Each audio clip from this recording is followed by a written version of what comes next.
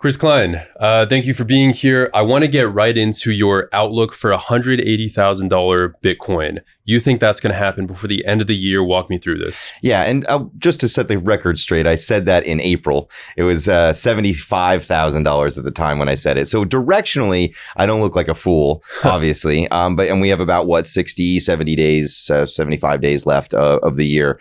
There's some big things I think that it could get us from where we're at about 110 to 180. Is as big as that the halving effect. I still don't think we're seeing the supply constraint really kick in right now as far as with the influx of demand. And that has a lot to do with probably some of the paper trades that are happening instead of physical trades of Bitcoin and otherwise.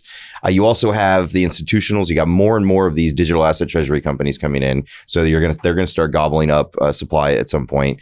You'll have a race to reserve. The U.S. isn't actively accumulating, so to speak, but several other nations around the globe are accumulating to have that on their balance sheet. And then there's this retail FOMO that just happens. You've been through a few cycles. I think the psychological barrier is somewhere around 130, 135, where people are going to start saying a little bit, and that'll spring us very quickly to 150. If we can get there, then we've seen this. This is a tale as old as time, right? It's going to hit. And I don't think it's going to stay at 180, but I think it has the potential to touch those levels before New Year's. So something that I've been watching is that BlackRock's ETF for Bitcoin is now its most profitable product, which you could say makes it a Bitcoin company, right? Yeah. They would never say that, but you could argue that. The structural demand that we're seeing from these ETF products for Bitcoin, how do you think that changes the typical 4-year cycle and maybe gets us to these levels you're talking about? I think I want to be careful of saying the word super cycle, but I think it changes the dynamics of the typical 4-year cycle, where now you have a different way to accumulate Bitcoin, right? It's not just buying it on an exchange and storing it in a wallet. You can buy a paper version of it, a representation of it, which is easier, right? If you're in a brokerage at your Fidelity or otherwise, click, I've got Bitcoin, right? And Vanguard's changing its course, and now is going to start allowing these crypto ETFs. So it's an easy, seamless access point for new entrants to come in. And when you look at the sheer volumes, I mean, that it was the fastest growing ETF in the history of ETFs, right? It hit insane numbers by May or something like that. Those things over time, I think they have the impact. It's a double-edged sword though, right? Too, because new entrants usually aren't the ones that are used to like what happened last Friday where there was the pullback, or they call it the crash, right? I don't think Bitcoin stays at 115,000 and it's a crash, right? But those folks may not have the intestinal fortitude for big swings and the volatility, so they can be scared off a lot easier, and not as, I think when you think of Bitcoiners like you and I, we're pretty resolved and bullish. I mean, heck, I said 180K by New Year's Eve, and I'm still holding strong on that. I may not be right. Last year I was right. I said when I was in Nashville in July, I said it was at 62,000. I said, I think it's going to be 100K by Christmas Day. And I was off by a week. So I'm not saying I'm no oracle. Don't get me wrong. But I do know the space. And I do know how these cycles can get crazy fast. So I'm interested to hear your thoughts on how you think the Bitcoin demand story has changed, because you have a very interesting view on Bitcoin demand because you have thousands of clients. Mm-hmm.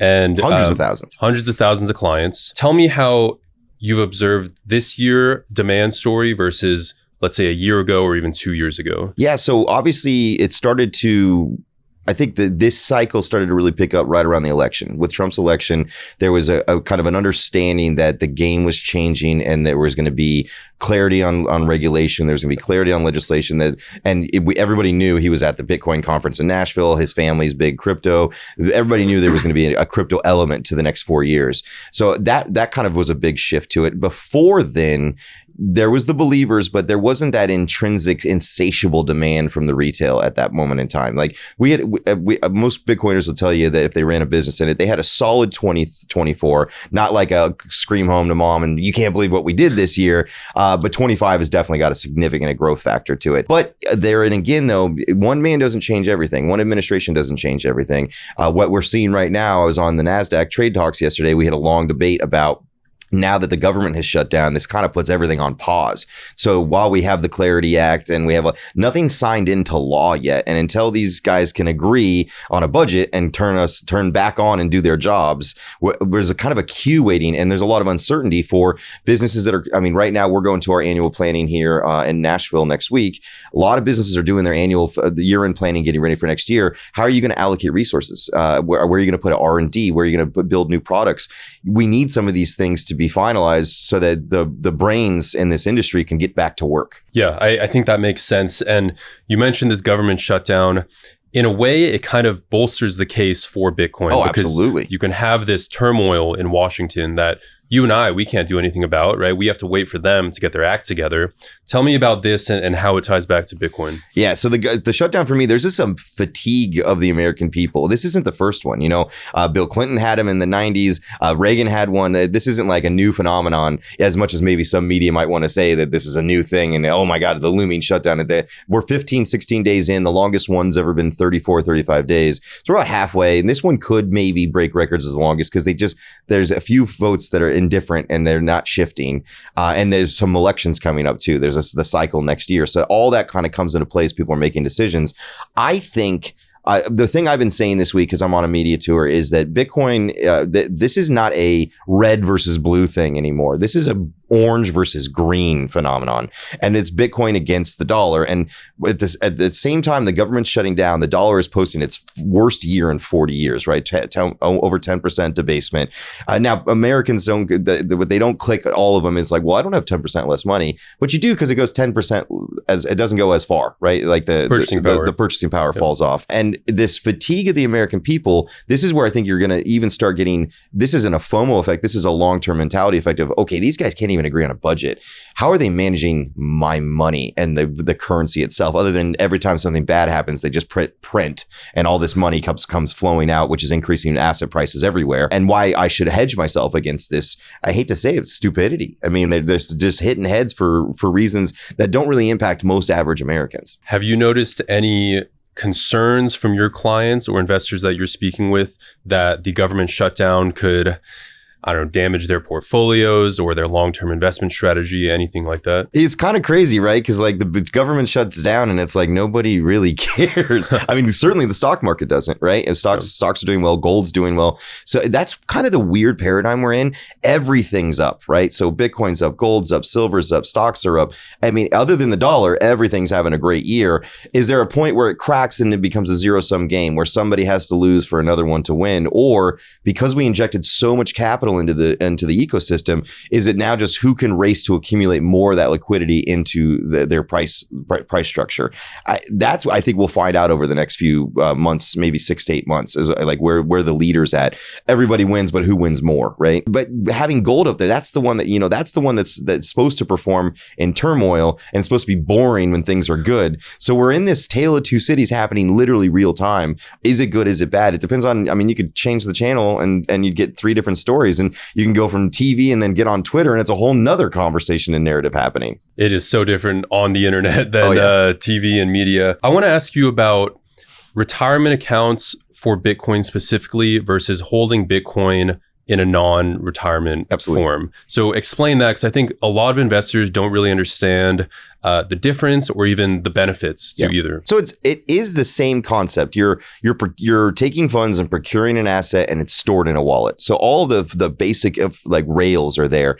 The difference with the retirement is you're using an incentive that the government gives you, and the government doesn't give us very many incentives, hardly at all, honestly. And back in the 70s, Edward J. Roth and others, they said we are in a savings crisis in America, and we need to incentivize Americans to start thinking long term for their retirements. So they give you this benefit of, if you put money aside, you're going to lower your tax bill on the traditional sense. If you put money aside and you trade it all the time inside these vehicles, whether it's a Roth, traditional, SEP, simple, any of those, you're now not faced with capital gains taxes on every transaction. So if you buy Bitcoin for 100,000, sell it for 150,000 later this year, or if I'm right, later this year, maybe early next year, you make $50,000 in profit, you're going to have to ante up between 15 to sometimes 25 25 up to 30%, depending on your tax bracket of capital gains. So if you make 10 grand, you really are only making about 7,500, maybe 5,000 outside of a retirement vehicle. So if you're a true believer in crypto and or Bitcoin and you want to get exposure to these, what better place to do it than a tax advantage setting like that? And then when you get to the age of retirement, you're taking out distributions, especially in a Roth setting, which is our most popular account, completely tax-free. So you're not going to have another bill to Uncle Sam. I actually ran a model for another friend of mine. We took a $7,500 contribution and he picked his 3 favorite coins and we allocated evenly. And then he gave me his target prices to get out. And so we did the math on the capital gains for that. Plus then he rolled it all into Bitcoin. And then he gave me his 10-year target for Bitcoin. And then when he sells that, if you did all that outside of an IRA, you're still making a lot of money if his predictions come through, but you're saving almost $3 million in taxes on his model, just off of those price points. So you're always use those tools to your advantage, right? They're there for a reason. Can you walk me through some of the different IRA accounts that maybe have different benefits or that are most or least popular among your clients? So the 2 big ones are traditional IRAs, Roth IRAs. Traditional IRAs are tax deferred. Which is basically if you put, say, let's, for easy math, $8,000 is your contribution this year. You put $8,000 in, and let's say your income was $100,000. By putting that 8 in, your income now is at $92,000. So you immediately get the impact of lowering your income, which then subsequently lowers your tax bill for the year because the math's on a different number. With then you can buy, sell, trade all day and no taxes for while you're holding it inside the vehicle. Once you take distribution, which is when you're older, you will get taxed as ordinary income. But most folks wait till they're in their 60s or 70s where they're not making, so they're in that really low tax bracket. That's traditional. The Roth, you don't get that benefit of that 100K down to 92K by putting the 8,000 in. So you don't get that. That's post-tax money that you're putting in. However, when you'll still get all those free trades, no capital gains. So those are the same between the two.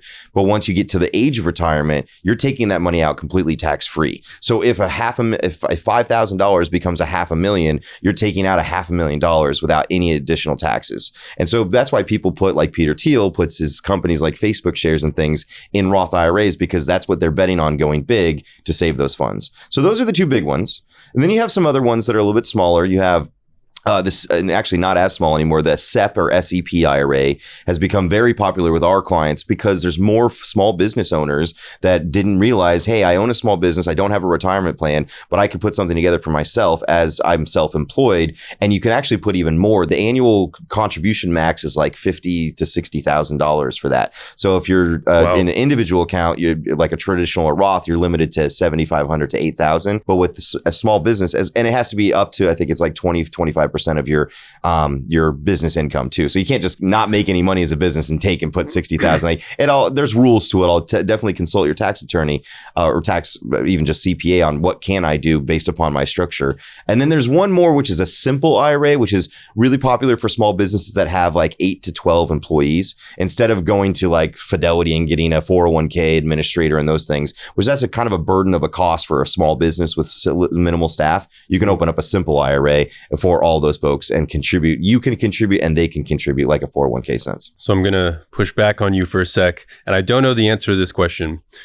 What do you tell clients if they say, hey, I could just buy a Bitcoin ETF, put it in another retirement fund, whereas you're going to come in and say you could buy Bitcoin directly in our funds?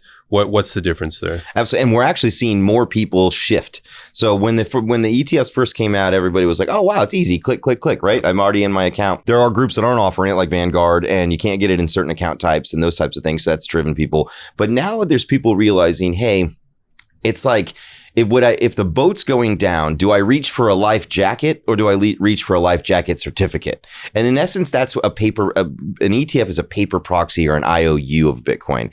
Yes, they are 1-to-1 right now, right? IBIT and the others, they are 1-to-1 ratio. That will change over time, just like every other ETF has changed over time. When REITs first came out, it had to be 1-to-1 ratio for the real estate that was held.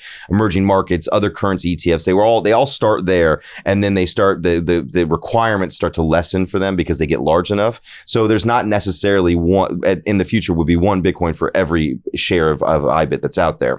So if there's a liquidity event where people are racing to the exits, just like with GBTC back in the day, they had to kind of start tapering people out in tiers. That could happen. So having direct custody, that's one thing, is you get that ratio of 1-to-1. It's the real thing in a wallet for your IRA, insured and secured, and all the good stuff that comes with our platform. The next is trading hours. So the ETFs are stocks basically at the end of the day. So they're stuck to those. We actually have 80% of our transactions on our platform happen on weekends and nights and mornings. They're not the 9 to 5 traditional trading hours of stocks. And Bitcoin really is a 24/7 asset, right? So just like Friday night, imagine you're watching that happen and you wanted to get out, and maybe it got even worse and you had to wait until Monday's opening. Which, yes, it was. The stock market was open on Columbus Day, but like it could have been a long weekend, right? And so they really takes away that flexibility. And when you're in the direct custody model, you can log into the app 24/7, 365. In fact, our CEO and my co-founder has a rule that if he can't drive down the 405 in Los Angeles and do a trade while he's driving, then it's not easy enough, right? So it's right there at your fingertips. And the last one is that distribution age. So when you actually get to the point, if you're holding an ETF in an IRA at like Vanguard or Fidelity, and you get to the point of, I've got to take my distribution for the year, you're going to have to liquidate your ETF and take dollars. That there's no in-kind distribution. With our platform, with Bitcoin IRA, you actually can take out the asset as Bitcoin itself, send it to a private wallet, and now you're a longer term holder of Bitcoin instead of having to sell off at distribution. So my sense is that everything you're talking about right now, most investors do not know this outside of the, let's say, the more intensive Bitcoin investing world. What are the types of clients that you guys are servicing, and as far as the investor profile of these individuals? So early on, it was the engine nerds, I call them. So they were former NASA scientists, IBM, Intel. These are techno guys for sure, super techie. And then over the years, it's really started to be, I've been in financial services for about 13, 14 years now. This is the most diverse demographic I've seen in an asset class. So, in real estate, it was men and mid-age, like the Airbnbs and the flips and those types of things. In gold and silver, it was older, like aging boomers, those types of things. It's the whole gauntlet here with crypto. So from my daughter, who you'll meet tonight, she's 11 years old. She's got earned income. She works. She came to the stock exchange with me yesterday, and filmed for me. So she's working. She has earned income, so she puts it in her Roth, and she gets Bitcoin, Ethereum, and Litecoin. Those are her favorites. To my dad, and my grandparents are passed, but we have people up in the 60s and 70s that are there. There's a kind of a phenomenon right now with America that a third of near retirees, so within 5 to 10 years of retiring, they're actually worried they're going to outlive their money. We're living longer than ever. Prices are going up higher and higher, and inflation doesn't seem to ever be stopping. And they've only saved so much, and they can't earn more. So they've got to start thinking of ways to grow their overall nest egg before it runs out. And so it's a full spectrum of folks. In fact, I was on CNBC in 2019, I think. That we've discovered that 75% of our clients were actually born before 1976, which we didn't think that was the case. You think this is a young man or woman's game. It really is the older generations that are saying, and I think it's because we've been through some stuff, right? I mean, you're 10 years younger than me, but I've been through some stuff since 85. They've been through even more since the 50s and 60s. And, at some point, enough is enough. The fatigue lays in, and they're like, I need to diversify myself from this. How do you think a portfolio or a retirement account with Bitcoin or other crypto assets has performed in recent years compared to a Vanguard account that you can't buy these assets in? I mean, arguably, I don't think anybody will say it's not. It is the best performing asset class of the last decade for sure. And obviously there's sometimes whenever we reach all-time high, 100% of people have made money. But, we've done some life-changing things. I've watched, we had one of our early adopters was a nurse that had an old 403B. She was about just coming on 60. And I remember talking to her, and she was worried she was going to have to work for a long time because she hadn't really thought about retirement. And she was great nurse doing great things. And she now, I think last year, she was able to retire and travels with her grandkids because she was getting in 2016, right? And she's now deleveraged herself from Bitcoin. She still has some, but she's done real estate. She's done some really more stable things over time. I think this is one of those few, usually if you're in financial services, it's like a casino, right? The house always wins. They play long enough. We've all seen Wolf of Wall Street, revolutions. Yep. this is the one business that I built over the years where I was like, wow, the people are real. This is the democratization of money. And this is a retail thing that's happening today. It's driven by retail and in the crypto space. And this is changing people's lives or changing their plans for retirement, which I think is amazing. That makes me, I mean, it makes it easy to look my little girl in the eye when I go home or when I take her to the stock exchange and say, this is what we do. And she's met so many, she's going to meet a bunch of clients tonight at the event. She's met a lot of folks that this is something special and it's cool to be a part of. It's very special, and it's amazing to see what you've built, because I know you've been building this for a long time. How has let's say your pitch to clients changed from, let's say, 10 years ago to today? I imagine it's an easier sell, but at the same time, Bitcoin I would not consider a mainstream asset just yet. Well, they were pitching me at the beginning. So the first I know the first 300 personally, like Rocket Ron, that was the NASA scientist. He's number 11. And we've done an expose on him, and he's a great guy. He texted me this morning. He was from the shuttle launch. I guess there was a Falcon shuttle launch last night. So they were pitching me of, hey, this is awesome. Let's do this. Can we do this? Can we add these things? And now I think what we've done is evolve the product. There's 87 different cryptocurrencies. So it's something, 31 flavors. There's something for everybody. We've got staking now. We've got some really cool yield products coming out next year. A couple of other cool things that make it easy for people to make investment decisions and such. That's coming out early next year. So like, we're always just trying to make a better product, and the product speaks for itself. And I think the last thing we do is real crypto, real people. So unlike, like if you have some problem with Coinbase or Kraken, you're basically going to like a little help box, and then maybe that might be a human, might be a robot. You can actually call our phone number and talk to real humans that help you with your account, and our service and our sales department that help onboard, help you fund, and then also over time, if you need to do conversions or to change transactions, distributions, you have real people to work with. And I think that MO really speaks for itself as to why clients, I think we're probably like 35% of our new business every year comes from clients telling their friends about us. Wow. Which means you're really doing something right. You guys must be doing amazing work for the existing clients then. Constantly sending us new business. Tell me a bit about this staking product. So staking, we launched it 4th of July, part of our Summer of Freedom. We have 4 coins now. We've got Ethereum, Solana, Polkadot, and Cardano. And in essence, unlike the lending products of 2022, 23 that fell apart with the rehypothecation and the over leverage. This is one-to-one. It's staying in your IRA wallet. The coin does not leave your IRA, and you're just dedicating it through the nodes, the staking nodes, to earn rewards to build a better blockchain. And what those nodes do, every chain's a little different, but you're basically helping build a better blockchain. You're helping with transactions, all those types of things. Really, you're part of the community, which I think is so cool. It's just like taking your 10,000, bringing it to the local community bank and knowing they're going to put it to work. But instead of having to let go of it, you're just putting it in as horsepower for the blockchain itself. And the rewards are pretty nice. You're getting it in the coin itself. So if you stake your Ethereum, your rewards come back as Ethereum. And I think the highest one is, Solana is like 6 or 7%. So that's pretty good yield that you're making on Solana every year, especially if it's a coin you believe in.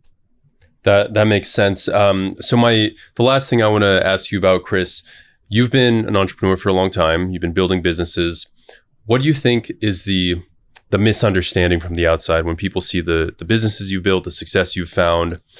What do you think other people and investors should be knowing about in your journey here? I think almost every entrepreneur will tell you that when somebody's looking on the outside, you'll get the, man, was he lucky, or she, right? And the truth of the matter is, I didn't have gray hairs when I started this. There's a tenacity that it takes, you're just eating bowls of crap constantly. Like that's just the nature of the beast.